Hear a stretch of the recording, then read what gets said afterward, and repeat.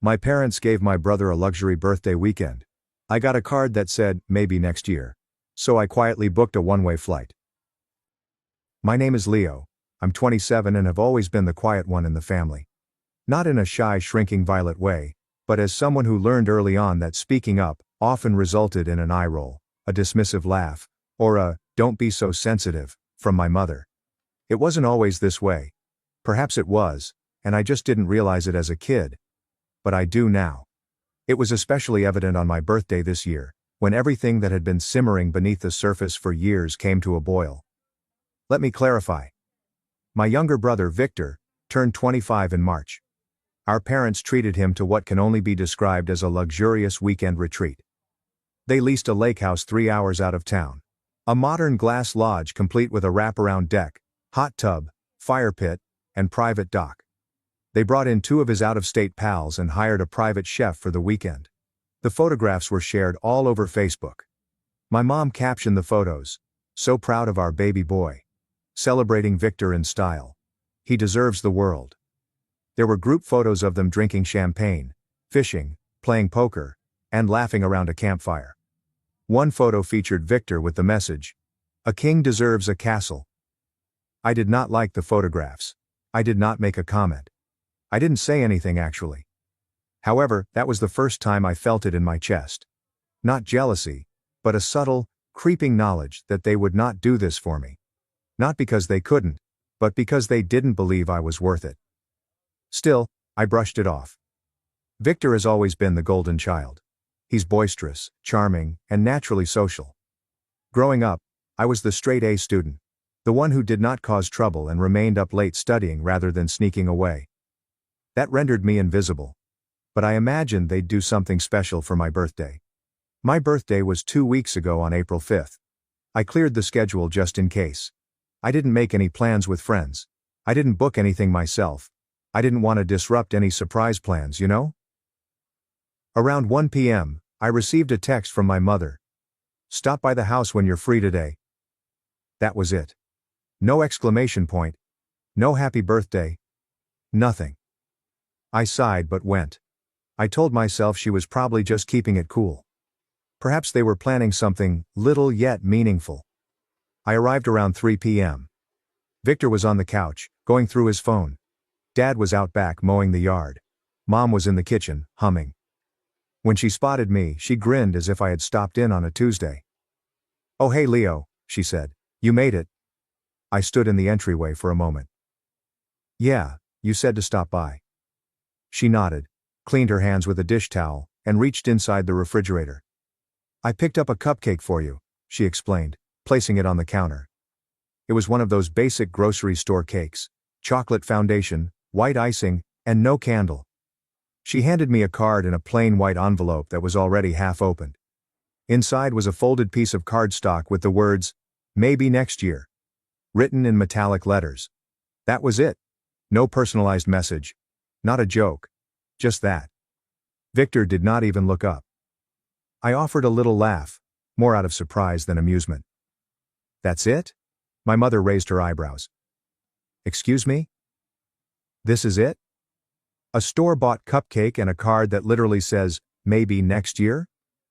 She leaned on the counter, arms crossed. "Don't be so sensitive, Leo. You're an adult. We figured you didn't need all the hoopla." But Victor got a whole weekend retreat, a chef, a cabin, a crown that said Birthday King. "Well, Victor's been going through a hard time," she yelled. "And he's more celebratory. You're so private. We didn't think you'd want a big fuss." I just stood there, the card limp in my palm, and the cupcake began to sweat under the fluorescent lights. My face felt flushed, but my voice remained calm. "It's not about a big fuss. It's about the difference." She rolled her eyes. "Honestly, Leo, this is exactly why we didn't plan anything. You always make everything about you." That did something to me. Something deep. I'd spent most of my life justifying this type of treatment, convincing myself they meant well, and that I was only imagining things. But at that point, I recognized it wasn't me. It never was. I did not argue. I did not raise my voice. I simply reached into my jacket pocket, brought out my phone, and took a snapshot of the lone cupcake resting next to the card. I looked at my mother and replied, "Thanks." Then I turned around to leave. I got in my car, drove straight to my apartment, and scheduled a flight to Lisbon for the following morning. I had been saving for a vacation for 2 years, waiting for the ideal time. So, this was it. That night as I was packing, my father texted me. "No greetings, just say, 'Where did you go?'" I didn't respond. Instead, I shared a photo on Instagram of myself at the airport lounge, boarding pass in hand. The title, "Birthday Retreat. No chef required." Victor liked it after about an hour. So did my cousin Danielle. Then I noticed Mom had viewed my story. 10 minutes later, her name flashed on my screen. I let it ring. Then I silenced it. I sat back, sipped my drink, and awaited the next ping. It did not take long. Another call, then a text. "Leo, this isn't funny, call me." But I was not trying to be funny. I was done being an afterthought. I was finally putting myself first. And Lisbon? Lisbon was only the beginning. I arrived in Lisbon early the next morning, just as the sun was shining gold on the terracotta rooftops. The air was cool and crisp, with a faint scent of ocean and pastry. When I stepped out of the airport, I took a deep breath and felt lighter than I had in a long time. Not in a holiday sense, but more like a weight had been silently taken off my back. One I had no idea I had been carrying for the majority of my life. My hotel was a modest space nestled between 2 faded pink buildings in the Alhama neighborhood. It had uneven walls and a little balcony that overlooked the city. I sat on the bed, and it creaked. The flooring was old but tidy, and it felt familiar. Like no one here anticipated anything from me or predetermined who I was before I ever talked. I didn't answer my folks' texts. Not right away. Not after the 4th call either. The tone of the messages only shifted after I shared a snapshot of a pastel de nata on my account with the phrase, "Breakfast of Kings." At first, it seemed confusing. "You're in Portugal? Is this a work trip? You didn't tell anyone you were leaving." Then came the guilt. "We just wanted a low-key day. Victor didn't even ask for all that stuff. We just thought he needed it." It was supposed to be funny, the card. "You're taking it too seriously." But the last one from my mother resonated with me. "You always act like we treat you so horribly, but you never say what you actually want. Maybe if you spoke up more, things would be different." That's when I realized, she didn't get it. She never had. This wasn't because I wanted balloons and a party. This was not about jealousy. This was about years of being ignored, dismissed, and told I was too quiet or sensitive if I brought it up. It was about them going above and above for Victor, while I became background noise, acknowledged only when it was convenient, or when I stopped playing along. On the second night, I sat in a little fado tavern, drinking my drink, while a woman sang in tears. I stared at my phone, her voice haunting and gentle behind me, and eventually texted my father back. I went somewhere I mattered. I did not hear back immediately away, but the next day, I received a group message. It came from Victor. "Dude, what is going on? Mom's freaking out. She thinks you're disappearing or something. She's calling every cousin asking where you are. And why are you being so dramatic? It was just a cupcake. Grow up." I didn't respond to that one either. Instead, I browsed Airbnb and extended my stay. 2 more weeks. I started developing lists of what I wanted to see. Crazy. Maybe even visit Spain. I had not even informed my employer that I would be gone for this long. But, after years of not using my vacation days, they owed me. And I owed it to myself. By the 5th day, the story at home had transformed. My aunt messaged me unexpectedly. "Heard you're in Europe. Good for you. You deserve some spoiling. Let me know if you want the family to back off." Then I received another message from my older cousin Greg, whom I hadn't seen in years. "Bro, I remember your 18th birthday. You got a card and a handshake. Victor got a car at 18. Just saying, you're not crazy." I stared at it for a time. I was not crazy. I was not overreacting.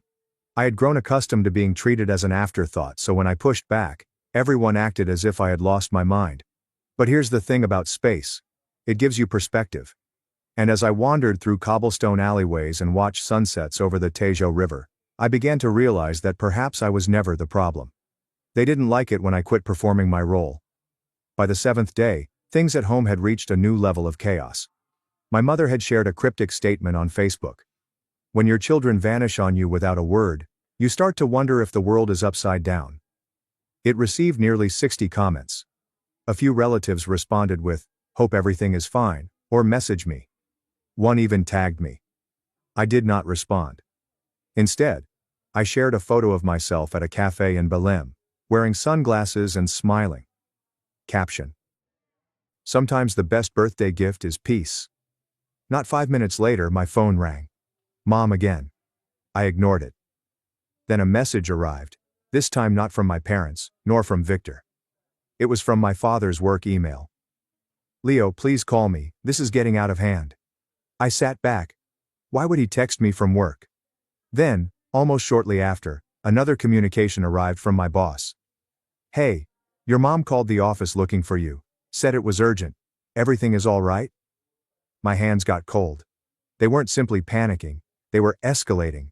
People who had no business being involved in this. And I realized it wasn't just about my birthday anymore. This was about control. About how they'd always kept an eye on me, defined me, and boxed me in. And how suddenly, when I stepped outside their bounds, they tried to drag me back like a stray dog. I took a deep breath, my heart beating, and typed one last message. "You didn't worry when I was at your house holding a cupcake alone. Don't start worrying now. I'm fine. I'm just not coming back the same." And I intended it. Because the old version of me, the one who tolerated the silence, minimizing, and guilt trips disguised as jokes, was not on this trip. He stayed at home, next to the sad cupcake on the kitchen counter. But what about the version of me who was sipping cappuccino under the Lisbon sun? He was only getting started. And the second thing I did was make it very apparent that I was no longer seeking their consent. The next morning I awoke to a dozen missed calls. 2 from my father, 3 from my mother, and 1 from Victor. The rest are unrecognizable numerals. Probably my mother phoning from multiple phones. Or worse, the family she had drawn into the turmoil. But I didn't care. I was done being the obedient son who always kept the peace. The person who said, "It's fine," when it obviously wasn't. I wasn't going to repeat the same scenario in which I arrived, was overlooked, and then had to apologize. After brushing my teeth, I walked to a tiny bakery near my hotel. The woman behind the desk greeted me as she did every morning. Warmly, cheerfully, and with a genuine grin. I got 2 cakes and a coffee, then grabbed a seat outside. The sky was a lovely blue, striped with clouds, and the street below was waking up. Locals sweeping their stoops, children walking to school, and a man selling books from his wooden cart. I observed them with a peculiar sense of envy. These strangers had no idea who I was, what my background was, or why I was fleeing. However, they treated me better than my own family did. And the revelation hit me harder than I anticipated. That afternoon, I tried something I had never done before. I switched my phone off. Totally off. Not silent. Not set to do not disturb. I turned it off and left it in the hotel room. Then I wandered for hours through twisting alleys and open plazas, past historic churches and bright murals. I got lost in Barro Alto, and wandered into a small gallery where a man painted pictures from his dreams. He stated I had sad eyes and strong shoulders. I laughed and told him it was perhaps the most truthful thing anyone had said to me this year. I didn't think of my mother, my father, the cupcake, or Victor's lake house vacation. Instead, I thought about myself. Who I was before I had to shrink to fit into the place they gave me. That night, I purchased a journal. First page I wrote, "You are not selfish for choosing yourself." Second page. They only call it overreacting when they don't like the reaction. On the third sheet, I documented all of the times I was shoved to the side. My 18th birthday was forgotten until dinner, when they gave me a $20 gas card, whilst Victor was treated to a party with friends and a football-shaped cake. They arrived late and left early for Victor's soccer game, despite my valedictorian speech. Christmas 2 years ago, I purchased thoughtful gifts for everyone. Victor completely forgot about mine. Her response was, "He's just busy. Don't guilt trip him." The list went on. It was not about the gifts. It was a pattern. The message, "You are not the first priority. You aren't even close." The next day I turned back on my phone. It detonated immediately. A deluge of texts, voicemails, missed calls, and unexpectedly, screenshots. Someone had obviously spotted my Instagram post and shared it in the broader family group chat. Now uncles and aunts were chiming in. Some were sympathetic. "Leo, I had no idea. That post broke my heart. You always were so quiet. Maybe too quiet. I wish I'd said something." Others, not so much. Running off and airing dirty laundry on social media? Not the adult thing to do, so dramatic.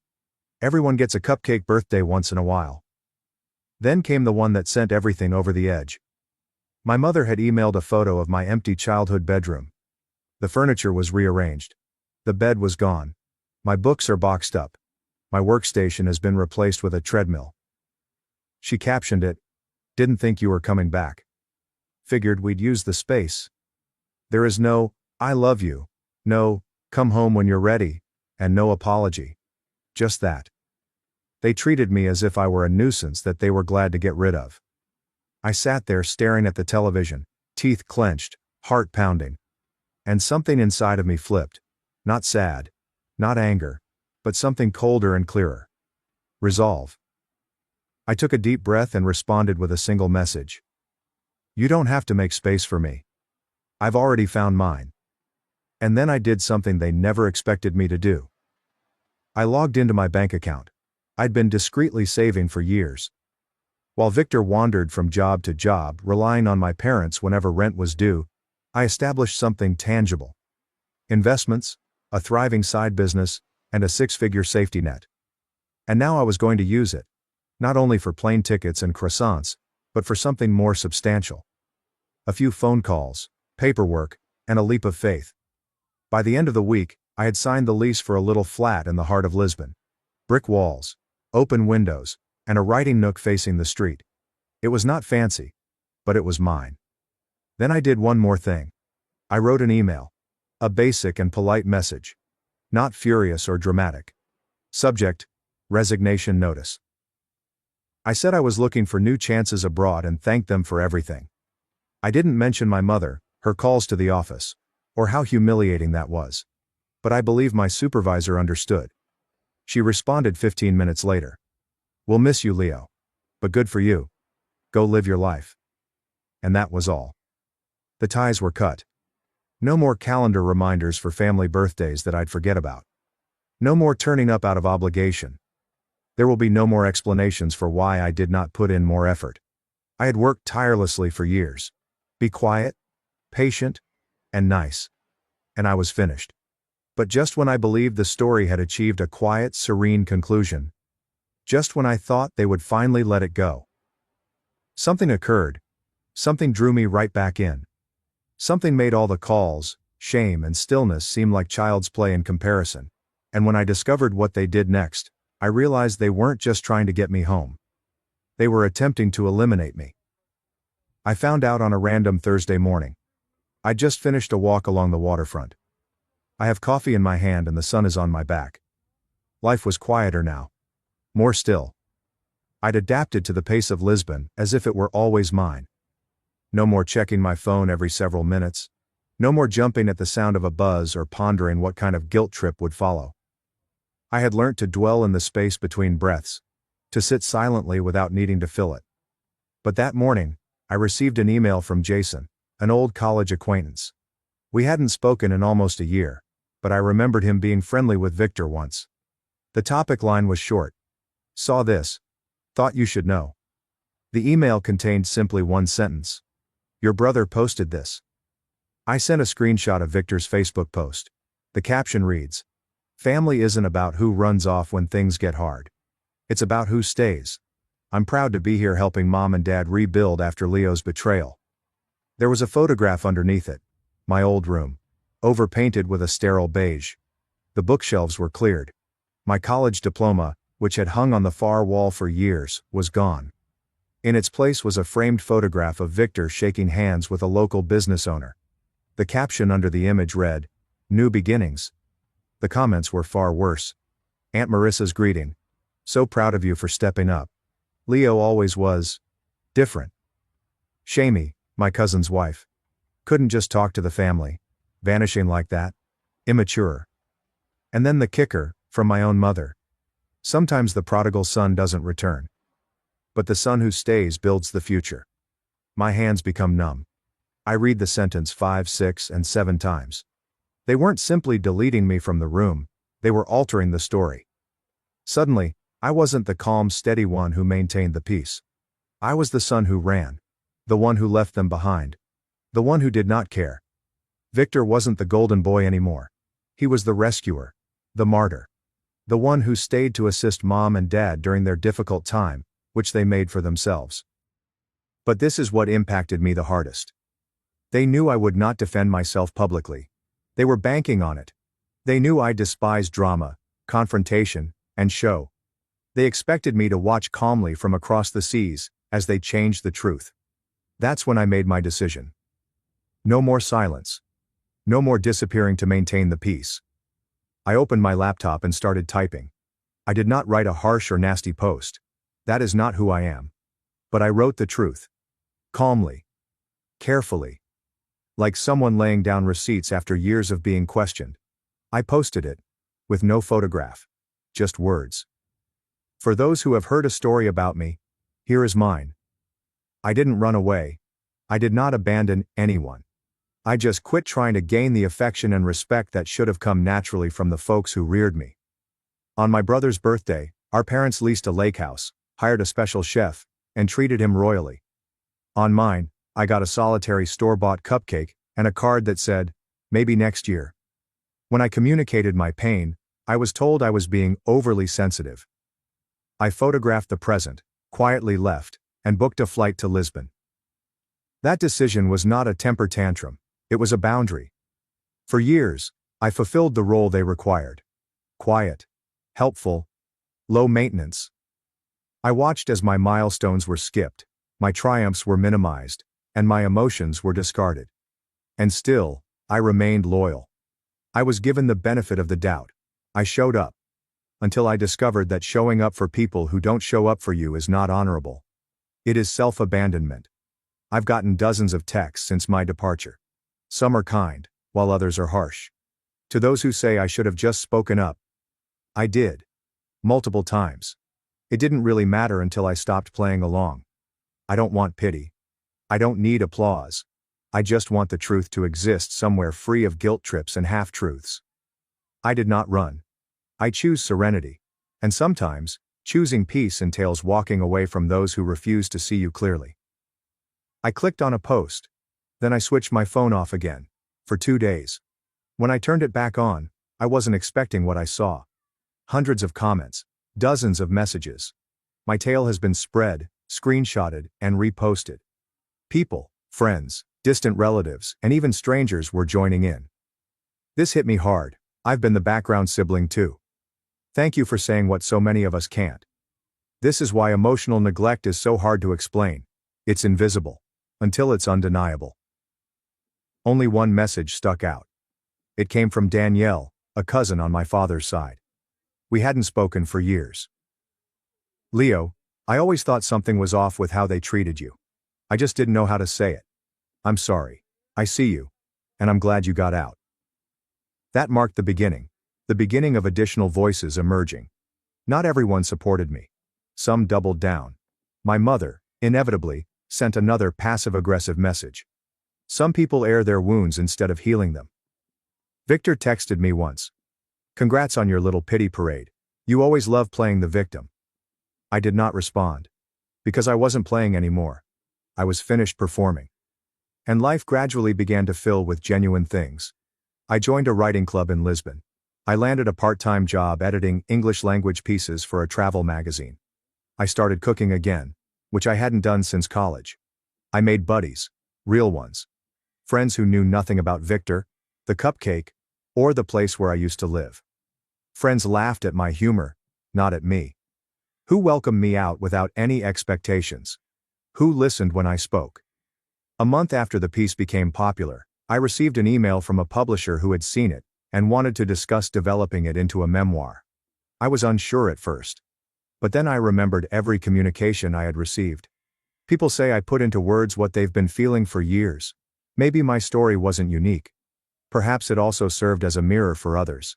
And perhaps, just maybe, my voice, which had previously been discarded as too quiet, was suddenly loud enough to matter. I accepted the deal. A year later, my book was released in 11 countries. Maybe next year, choosing yourself when they never did. The dedication page stated simply, for the kids with cupcakes and cards who kept waiting for next year. Your peace doesn't need their permission. My parents never communicated again. Victor did it once. They sent me a screenshot of the book cover and said, "Hope the attention was worth it." I didn't respond. Because it was never about getting attention, it was about the truth. And when truth is said clearly, it echoes in ways that silence cannot. So, here I am. I live in a sunny apartment on a quiet Lisbon street. Writing, laughing, loving, not too loud, not perfect, but totally. Finally, and when April 5th comes around every year, I don't wait for a text. I get myself the largest, fluffiest cupcake in the bakery, with candles and sprinkles, and a handmade message nestled below it that states, "You're worth celebrating.